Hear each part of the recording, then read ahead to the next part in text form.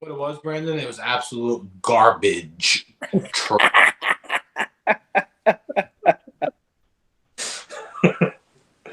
I like how Boba was like, "Don't touch my buttons." Well, Did you say something like that? yeah, he said too many cheesy lines. Like, you don't say those cheesy lines. Like, they're so stupid. Hey, when my wife doesn't even like the show, and she's like, it's super cheesy. And she's not even a huge Star Wars fan, so if that tells you anything. Since when does Slave One have two seats side by side? It doesn't. I agree.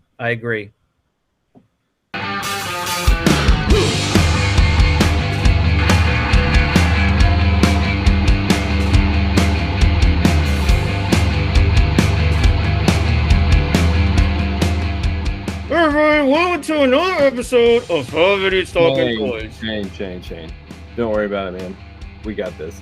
For those of you who don't know, Shane is in a little timeout because he's talked for 3.5 minutes of our 5-minute wrap-up last week. So, welcome to another edition of our Book of Boba Fett 5-minute, 5 Idiot wrap-up. Tonight we're going to be talking about episode 4. Isn't that right, Shane?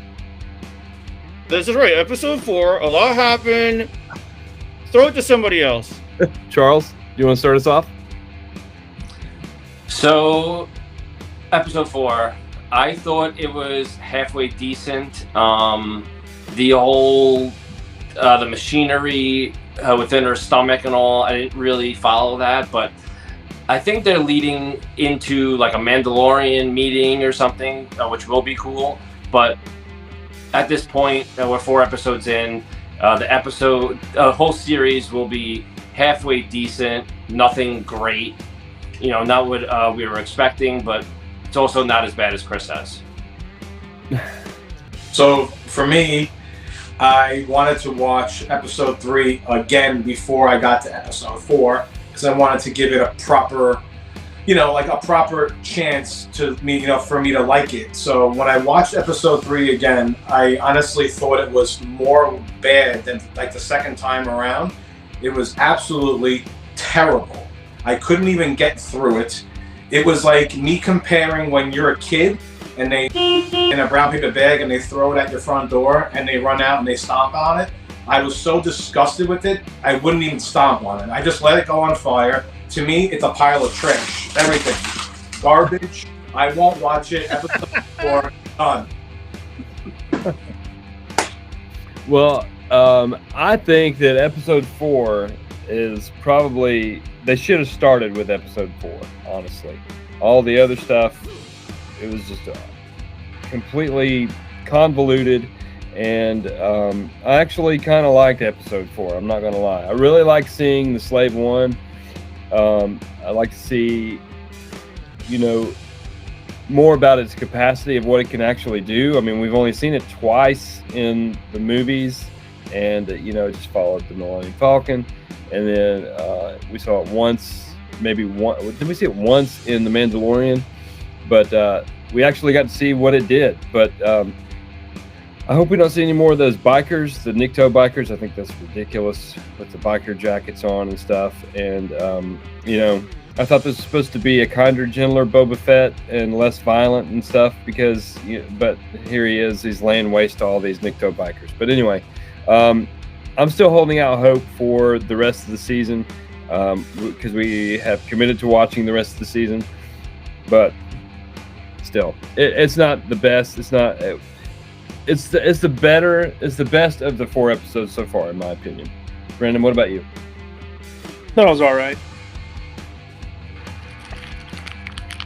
A couple things I guess I'll elaborate.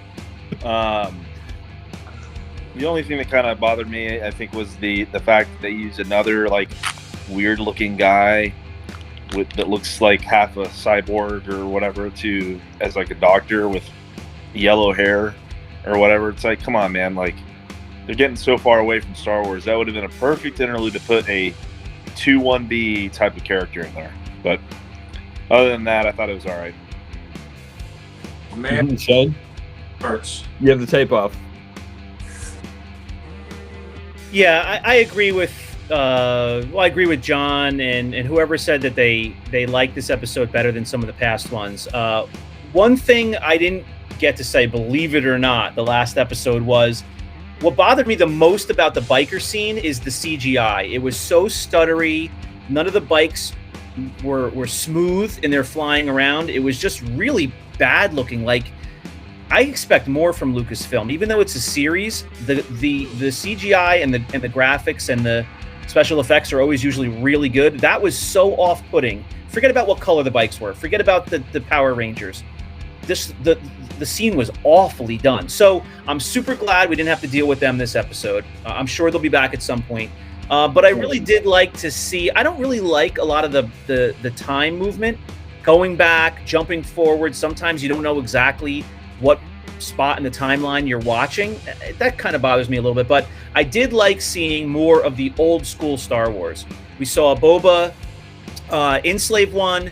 We saw him revisit the Sarlacc pit. It was cool to see the Sarlacc pit again, but the whole thing where the Sarlacc pit is pulling a spaceship down, but meanwhile it could barely pull Billy D. Williams down into the pit, previously.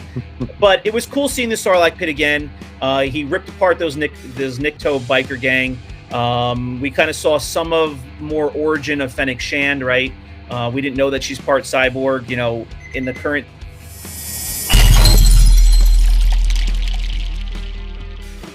All right, guys, that's it. We've run out of time. Thank you very much for joining us on another recap of the Book of Boba Fett, episode 4. We got to see some cool new characters that will be sticking around the show. Chrysanthemum ripped a guy's arm off. Hopefully he'll be on the team. We will check you next week when we review episode number 5. We hope you're enjoying the recaps. Not everybody's enjoying the show, but we're having a fun time picking it apart. All right, so subscribe to the channel, like this video, and give us your comments on what you thought about episode 4 of the Book of Boba Fett. We'll see you next week. Have a good night.